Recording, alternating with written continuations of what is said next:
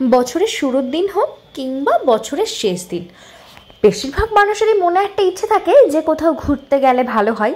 ঠিক আমাদেরও তেমনটাই মনে হয়। এক সপ্তাহের মধ্যে আমরা ঠিক করেছিলাম যে ঘুরতে যাব, আর যেমন ভাবনা তেমনি কাজ, বেরিয়ে পড়লাম দুজনে। গত কয়েকবার তো শুধু পাহাড়েই ঘুরেছি, তাই মনটা এবার সমুদ্রের দিকেই টানছিল। এই জন্য আমরা চলে গেছি গোকর্ণাতে। একদম লাস্ট মোমেন্টে সিট বুক করলে যা হয়, এমার্জেন্সি গেটের পাশে পড়েছে seat. Sleep like a baby. এবার আমরা যাচ্ছি আইরাভাত স্লিপিং কোচ নিনি, আইরাভাত ক্লাব ক্লাসে। তো বসে বসে যেতে হবে। ওই যে তোমাদের বললাম যে এক সপ্তাহের মধ্যে আমরা বাস বুক করেছিলাম, সেজন্য আমরা সামনের দিকের কোনো সিট পাইনি, একদম চাকার ওপরে পেছনে সিট। ইভেন যেখানে পাশেই পোস্টার রয়েছে তার পাশেই জায়গা পেয়েছিলাম, তো সেখানেই আমাদেরকে সিট নিয়ে নিতে হয়েছিল। আর আমরা একদম ইয়ার এন্ডে বেরিয়েছিলাম বলে সেই সময় সব জায়গাতেই মোটামুটি রাশ ছিল। আমি যখন বেরিয়েছিলাম বাড়ি থেকে, মেট্রো করে আছি, মেট্রোতে দেখি সবার কাছে লাগেজ। সেই ভিডিওটা পারলে না, ওই ভিডিওটা আমার কাছে নেই এখন আপাতত, নইলে তোমাদেরকে দেখাতাম যে প্রত্যেকে কোথাও না কোথাও ঘোরার জন্য বেরিয়ে গেছে। তো আমরাও বেরিয়েছিলাম ওভাবেই, একদম লাস্ট মোমেন্টে প্ল্যানিংয়ের জন্য লাস্টে সিট পেয়েছিলাম। তো আমরা এইবার যেহেতু আইরাভাত ক্লাব ক্লাসেই বাস বুক করেছিলাম, তো স্লিপিং কোচ ছিল না, সারা রাস্তা বসে বসেই আসতে হয়েছে। বসে আসাটা আমার লিটারেলি ভীষণ কষ্টের মনে হয়, কারণ পাটা পুরো লেগে যায়। যাই হোক, দেখো কথা বলতে বলতে আমরা প্রায় গোকর্ণার কাছে চলেই এসেছি। গোকর্ণা হচ্ছে গোয়ার পাশেই আরেকটা সি বিচ এরিয়া, অনেকেই হয়তো শুনেছো নাম, আর না শুনলে তোমরা কিন্তু ভিডিওটা দেখতে থাকো, সত্যি সুন্দর জায়গা, আমি ডিটেলসে তোমাদের সাথে শেয়ার করবো। আমরা পৌঁছে গেছি গোকর্ণা বাস স্টপে। এখান থেকে অটো নিয়ে আমরা চলে যাব কুদলে বিচে। গোকর্ণাতে মোটামুটি 4টে থেকে 5টা মেন বিচ রয়েছে, যেরকম গোকর্ণা মেন বিচ, কুদলে বিচ, তারপরে রয়েছে হাফ মুন বিচ, ওম বিচ, প্যারাডাইস বিচ। তার মধ্যে যেরকম মেন বিচটা খুব ফেমাস, কুদলে বিচটাও কিন্তু স্টেইংয়ের জন্য খুব ফেমাস। তো আমরা কুদলেতেই স্টে করেছি, যেহেতু আমার হাজব্যান্ড এর আগেও 2বার গোকর্ণা গেছে, ওরা কুদলেতেই স্টে করেছিল। তো বললো যে কুদলেটাই বেশ ভালো একটা ভাইব পাওয়া যাবে, চলো কুদলেতেই থাকি। তো আমরা কুদলেতে চলে যাচ্ছিলাম। কুদলেতে যাওয়ার পথে খুব সুন্দর একটা ভিউ পয়েন্ট পড়েছিল রাস্তায়, একদম ওপর থেকে নিচের সমুদ্রটা দেখা যাচ্ছিল, সেটাই আমরা অটোয় বসে বসে একটু দেখছিলাম। আর আমাদের অটো ড্রাইভার দাদা জিজ্ঞাসা করছিল যে আমরা কোন হোটেলটা বুক করেছি, যেহেতু এই কুদলে বিচে আসার 2টো রাস্তা রয়েছে। আমরা যেহেতু বললাম ওদেরকে যে আমরা কম যেটাই ট্রেক করতে হবে সেই রাস্তাটাই ধরতে চাই। গোকর্ণার হচ্ছে এটাই বিশেষত্ব যে যেখানেই তুমি যাবে ট্রেক করে করে যেতে হবে। এই যে যেমন আমাদের অটো দাদা আমাদেরকে নামিয়ে গেল, এখান থেকে আবার 5-7 মিনিট পুরো এই নিচে নামতে হবে। এটা একটা পাহাড়ের ওপরেই একদম সিঁড়ি তাও তৈরি করা আছে বলবো, অন্য জায়গাতে তো সেই রকমও কিছু নেই। যারা ট্রেক লাভার আছো তাদের জন্য গোকর্ণা মাস্ট ভিজিটিং একটা প্লেস। তো চলো সামনে এগিয়ে যাই আমরা।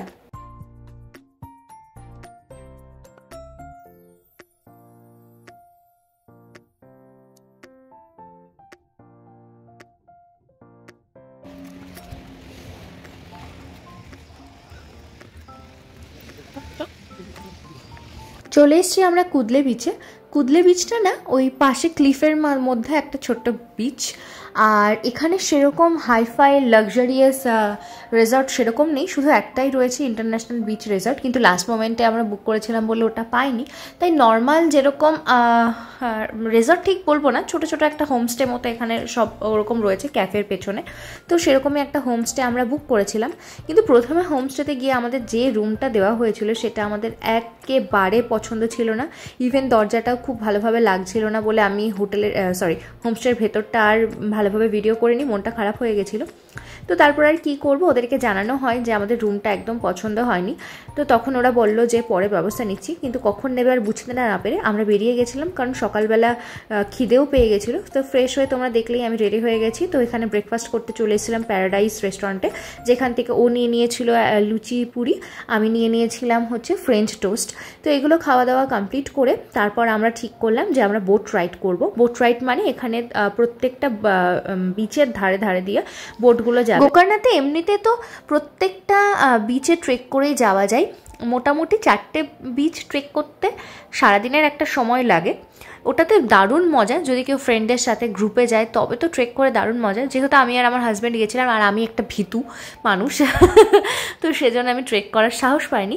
কিন্তু আমি পরে শুনলাম যে ট্রেক করতে গেলে অনেক মানুষের সাথে রাস্তাতেই দেখা হয়ে যায়, আর ওপর থেকে ওই যে ক্লিফগুলো দেখতে পাচ্ছ ওখান থেকে দারুণ ভিউ লাগে, সেই জন্য স্পেশালি সবাই ট্রেকিংটা করে। আর যদি কেউ ট্রেক করতে না চায় তবে এরকম বোট রাইডও করা যায়, যেটা তোমার ওই 4টে বিচকে ঘোরাবে, তার সাথে একটা ডলফিন পয়েন্ট আছে সেখানেও নিয়ে যাবে। আর হাফ মুন বিচে ওরা সাঁতার কাটাবে আর কি, মানে লাইফ জ্যাকেট পরিয়ে সমুদ্রে নামিয়ে দেবে। তো চলো পুরোটা দেখাই তোমাদের। ফার্স্টে তো আমাদেরকে নিয়ে গেল ওম বিচে, আই গেস। হ্যাঁ, ওম বিচটা আসলে ওমের মতো দেখতে, ওপর থেকে দেখলে পুরো ওম শেপ মনে হয়, সেই জন্য এই বিচের নাম ওম বিচ। তো ওম বিচটা ট্রেক করে গেলেও নাকি দুর্দান্ত দেখতে লাগে। আর কুদলে থেকে ওম বিচের দূরত্ব ট্রেক করে ওই 10 থেকে 15 মিনিট মতোই সময় লাগে। তো তবুও আমরা আর যাইনি, আমরা এই বোটে করেই দেখে নিয়েছিলাম। আর ওম বিচের পরে হাফ মুন বিচ আসে, সেখানে কিন্তু অনেক রকমের অ্যাক্টিভিটিস হয়, মানে বোট রাইড আরও অনেক কিছু, সেটা কুদলে বিচেও হয়। আর এই যে তোমরা দেখতে পাচ্ছ এরকমই বোট থেকে নামিয়ে দেবে, সবাই ফ্লোট করবে। আমরাও নেমেছিলাম, কিন্তু আমার অবস্থা খুব খারাপ হয়ে গেছিলো যেহেতু আমার ওয়াটার ফোবিয়া আছে। তো যাই হোক, ওয়াটার ফোবিয়া মিনস ওই সমুদ্রে নামলে খুব কেমন একটা ফিল হয়।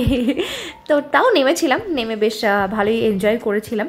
তো সেখানে কিছুক্ষণ আমাদের স্টে করিয়ে তারপরে আবার নেক্সট যে ডেস্টিনেশনগুলো সেগুলো ঘোরাতে নিয়ে গেল। এবার আমরা চলে এসেছিলাম ডলফিন ভিউ পয়েন্টে। আর লাকিলি এমন একটা ব্যাপার হয়েছিল, যখন আমরা ওখানে বোটে গিয়ে পৌঁছলাম, ঠিক আমিই দেখতে পেলাম পাশ থেকে একটা ডলফিন নিচের দিকে নেমে গেল, মানে ওর যে ফিনটা সেটা আমি দেখতে পেয়েছিলাম। সবার আগে আমি দেখতে পেয়ে বেশ খুশি লাগছিল। ওখানে আসলে একটা বেবি ডলফিন ছিল যে মাঝে মধ্যে ওপরে উঠছিল আর নামছিল। ভিডিওর মাধ্যমে হয়তো তোমরা বুঝতে পারবে না, কারণ ও একটু অল্প অল্প করে উঠছিল তো, বাট চোখের সামনে দেখলে ভালোই বোঝা যাচ্ছিল। দূরে দেখো ওখানে একটা সমুদ্রের মধ্যে একটা ফেনা ফেনা মতো দেখতে পাবে, ওইখানটাতেই আসলে ডলফিনটা ছিল। আশা করি তোমরা দেখতে পাবে, দাঁড়াও একটু জুম করে দেখাই। বোট রাইড করে আসার পরে তারপরে আমরা লাঞ্চ করে নিয়েছিলাম।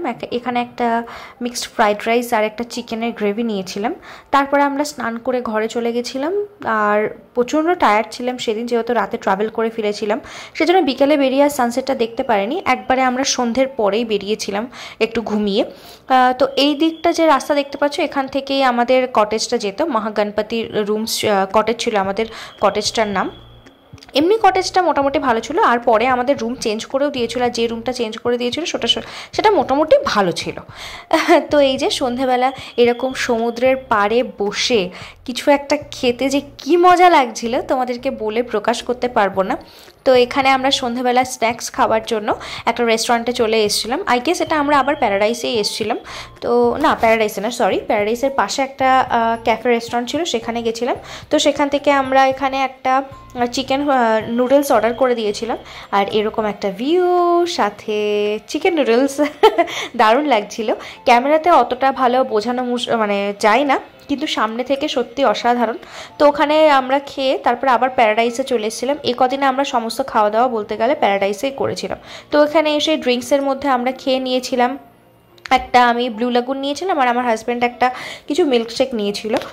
তো এইভাবে প্রথম দিনটা আমরা কাটালাম। নেক্সট ডে একদম সকাল সকাল আমরা চলে এসেছিলাম বিচের ধারে, এসে কিছু ফটো ভিডিওস শ্যুট করলাম।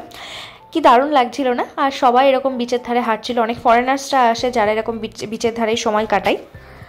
2 বছর পরে আমি বিচে গেলাম। লাস্ট মলদ্বীপস থেকে আসার পরে আমি আর কোনো বিচেই গেছিলাম না, তার জন্য এইবার গিয়ে সত্যিই খুব ভালো লাগছিল। আর এবার আমরা একদম স্ট্রেস ফ্রিভাবে ঘুরবো বলে সেরকম মাইন্ডসেট নিয়ে গেছিলাম।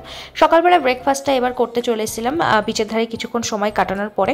আবার প্যারিস থেকেই আমি একটা ইংলিশ ব্রেকফাস্ট অর্ডার করে দিয়েছিলাম, আর তার সাথে নিয়ে নিয়েছিলাম ওয়াটারমেলন জুস। খাওয়া দাওয়া কমপ্লিট করে রুমে গিয়ে চেঞ্জ করে স্নান টান করে নিয়েছিলাম আবার সমুদ্রে এসে। এটা হচ্ছে বিকেলের টাইম। আগের দিনের সানসেটটা যেহেতু আমরা মিস করেছিলাম, পরের দিনের সানসেটটা আর একেবারেই মিস করতে চাইনি, তাই অল্প কিছুক্ষণ সময় রেস্ট করে তারপরে চলে এসেছিলাম বিচের ধারেই। আর কুদলে বিচের সানসেটের জন্যই কিন্তু ভীষণভাবে ফেমাস।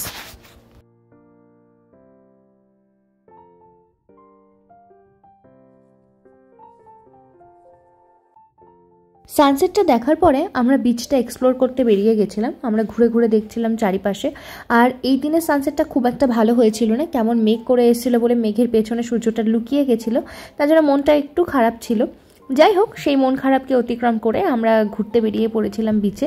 বিচে এসে এখানে একটা শপ পেয়েছিলাম যেখানে নানা রকমের জিনিস বিক্রি হচ্ছিল, তো সেখান থেকে আমরা ফ্রিজ ম্যাগনেট নিয়ে নিয়েছি। আমরা আসলে একটা কালেকশন করছি ফ্রিজ ম্যাগনেটে, যেখানেই ঘুরতে যাচ্ছি সেখান থেকে একটা ম্যাগনেট নিয়ে এসে ফ্রিজে রাখছি। আর একটা জিনিস, গোকর্ণাতে গিয়েও আমি দেখলাম প্রচুর বাঙালি মানুষেরা এসছেন, আর যেটা দেখে আমার বরাবরই সবসময় ভালো লাগে কোথাও গিয়ে যদি বাঙালিদের দেখতে পাই। পরন্ত বিকেলে এই বিচের ধার দিয়ে হেঁটে যাওয়ার যে কী মজা ছিল সে বলে প্রকাশ করার মতো না। যারা হাঁটো বিচে এরকম তারা তো জানবেই। আর এই যে চলে এসেছি আমরা আবার ডিনার করতে, আর এই সময় আমি যে কত ব্লু লাগুন খেয়েছি কদিনে তার কোনো হিসেব নেই।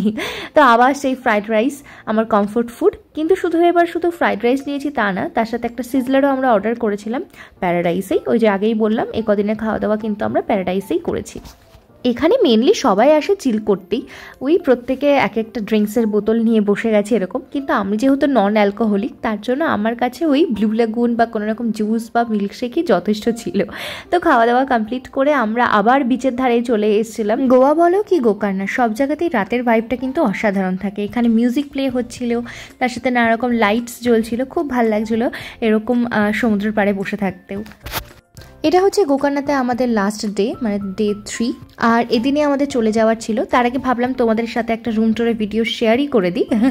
তো এটা ছিল আমাদের রুম, একেবারে বেসিক পাতি রুম। এখানে আমি আগেই তোমাদের বলেছি সেরকম লাক্সারি কিছু নেই, আছে শুধু একটা হোটেল একটু লাক্সারিয়াস, তাছাড়া সবই এরকম নর্মাল কটেজ যেখানে শুধু একটা বেডই পাওয়া যায়। আমরাও তাই পেয়েছিলাম। আর যেটা হচ্ছে ঘরের মধ্যে একটা বেসিন রয়েছে, আগে যে রুম পেয়েছিলাম সেখানে তো একটা বেসিন অবধিও ছিল না, মানে এতটাই বাজে ছিল। তারপর ওদের বলাতে রুমটা চেঞ্জ করে দেয়, আর এখানে একটা ওয়াশরুম, ব্যাস এটাই হচ্ছে এখানকার কটেজ। তো এই কদিনের জন্য, মানে 2 দিনের জন্য 2 রাতের জন্য আমরা এখানেই ছিলাম। খুব একটা খারাপ লাগেনি, মানে থাকার মতো, প্রথমের থেকে অনেক বেটার। প্রথমের রুমটা আমাদের বেশ ভেতরের দিকে দিয়েছিল, ওই যে লাল রঙের ঘরগুলো দেখছো ওই দিক দিয়ে একটা গলি গেছে সেদিক দিয়ে। কিন্তু পরে যে রুমটা দিয়েছিল একদম রিসেপশনের পাশের রুমটা, আর সেখানে আমরা ওয়াইফাইও পাচ্ছিলাম। প্রথমে ওই দিকের রুমগুলোতে ওয়াইফাই নেই, শুধুমাত্র ওদের রিসেপশনে ওয়াইফাই আছে বলে পাশের রুম ওই 1-2 রুমে ধরে। তো এই হচ্ছে রিসেপশন এরিয়ার সামনেটুকু। এখান থেকে বেরিয়ে পড়ে একটা গেট যেটা অল টাইম খোলাই থাকে, রাতে বন্ধ থাকে কিনা বলতে পারবো না। আর এখান থেকে বেরিয়ে এই ছোট্ট গলিটার পরেই কিন্তু বিচটা পড়ে, তারপরেই হচ্ছে রিসর্টটা, মানে বিচের সামনেই বলতে পারো। আমরা যখন গেছিলাম তখন এই রুমেরই প্রাইস ছিল 2500 টাকা পার নাইট। অন্যান্য সময় অফ সিজনে ওদের 1100-1200-র মধ্যে থাকে। ওখানে আমরা রিসেপশনে ব্যাগ রেখে চলে এসেছিলাম আমাদের ব্রেকফাস্ট করতে। ব্রেকফাস্ট করে নিয়েছিলাম, আমি ইংলিশ ব্রেকফাস্টে নিয়েছিলাম, আর এখানে আমার হাজব্যান্ড একটুখানি ওই মধু দিয়ে যে চাটা হয়, জিঞ্জার হানি টি। এদিনকে আমরা স্নান করিনি যেহেতু আমাদের সন্ধ্যেবেলার মধ্যেই বেরিয়ে যেতে হতো। আর আমরা প্যারাডাইসেই সারাদিন বসেছিলাম। দুপুরের লাঞ্চে একটা তান্দুরি প্ল্যাটার নিয়ে নিয়েছিলাম, আর তার সাথে রাইস, এখানে ছিল চিকেনের কিছু একটা আইটেম, হ্যাঁ চিকেন, বাটার চিকেন, আর তার সাথে আমি ওই মকটেল নিয়ে নিয়েছিলাম। একটা ছিল আমার ব্লু লাগুন, আরেকটা ছিল কি ছিল, হ্যাঁ ওয়াটারমেলন মোহিতো, আর তার সাথে বাটার নান। বাস এইগুলো খাওয়া দাওয়া কমপ্লিট করে বিকেলের দিকটা আমরা আবার একটুখানি বিচের ধারেই সময় কাটালাম। আগের দিন যেহেতু সানসেটটা ভালো দেখতে পাইনি, তাই শুভ বলে এদিনের সানসেটটা ভালোভাবে দেখে তারপরেই যাবে। সেই মতো আমরা আমাদের হোটেল থেকেই একটা অটো ড্রাইভার দাদার নাম্বার পেয়েছিলাম, যাকে আমরা ফোন করে বলে দিয়েছিলাম যে 6টা-6:30 নাগাদ এখানে চলে আসতে, যেহেতু অন্ধকার হয়ে গেলে আমরা আর অটো পাবো না। বছরের শেষটা আমাদের খুব ভালোই কেটেছিল গোকর্ণাতে। তোমরা কে কোথায় গেছিলে আমাকে কমেন্ট করে অবশ্যই জানিও।